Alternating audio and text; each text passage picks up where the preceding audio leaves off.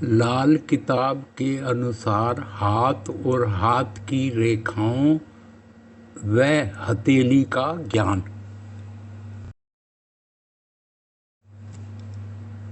लाल किताब के अनुसार हाथ और हाथ की रेखाओं व हथेली का ज्ञान। लाल किताब के फरमान। फरमान नंबर 1। फरमान व अरमान दोनों एक ही नंबर के हैं, इसलिए इकट्ठे मिलाकर पढ़ने से पूरा मतलब हल होगा। जब बच्चा पैदा होता है बंद मुट्ठी लाता है, और जब वह इस दुनिया से कूच करता है तो दोनों हाथों की मुट्ठियाँ खुल जाती हैं।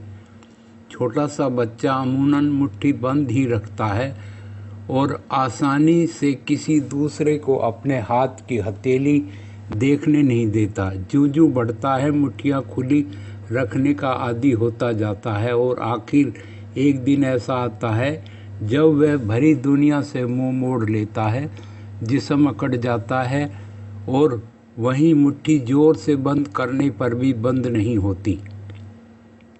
मतलब ये कि वह बचपन में अपना कुदरती भेद और छोटी सी मुट्ठी का खजाना किसी को दिखाना नहीं चाहता।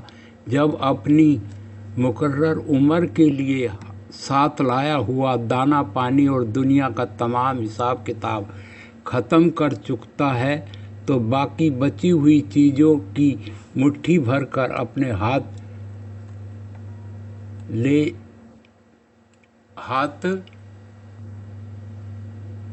अपने साथ नहीं ले जा सकता।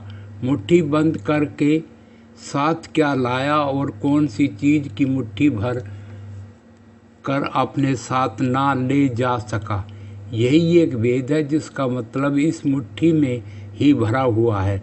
बंद मुट्ठी में क्या है? सिर्फ खाली जगह, जिसका दूसरा नाम आकाश है, जिसमें सिर्फ हवा भरपूर है। हवा में जब आग मिली तो पानी पैदा हुआ।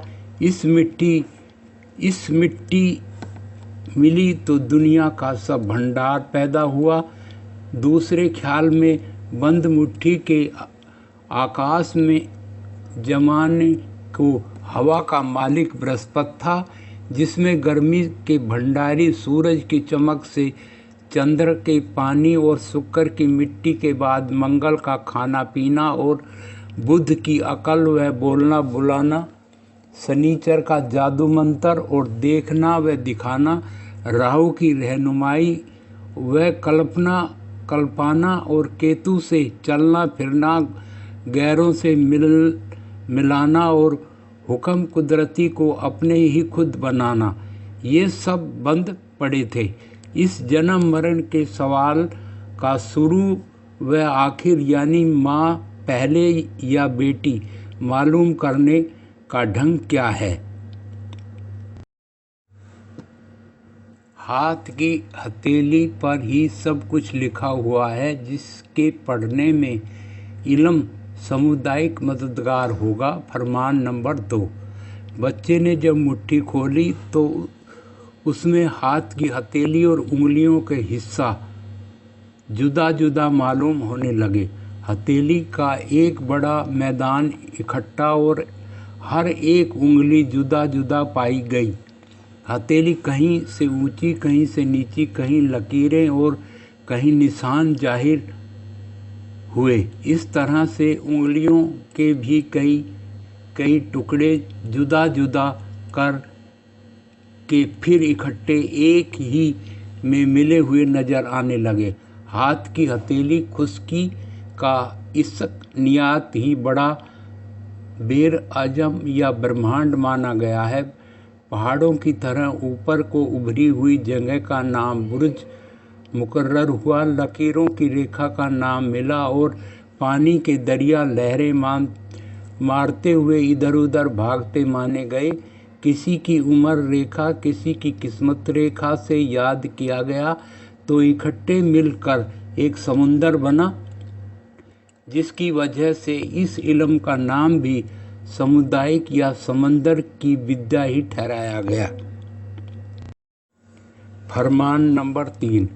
बुजुर्ग या बुर्ज या पहाड़ जिस कदर ऊंचे, लंबे, चौड़े और मजबूत होंगे, उसी कदर ही एक दूसरे की अच्छी व बुरी हवा को रोकथाम कर सकेंगे। दरिया की नदियाँ या समुंदर के दरिया जिस कदर गहरे और तय ज़मीन साफ वाले होंगे, उसी कदर ही उनमें पानी का ज़्यादा चल या पक्का असर होगा। जिस कदर नदियाँ और दरिया कम गहरे और चौड़े होंगे, उसी कदर ही न सिर्फ पानी कम व असर हल्का होगा, बल्कि असर के वक्त की रफ्तार भी मंद होगी।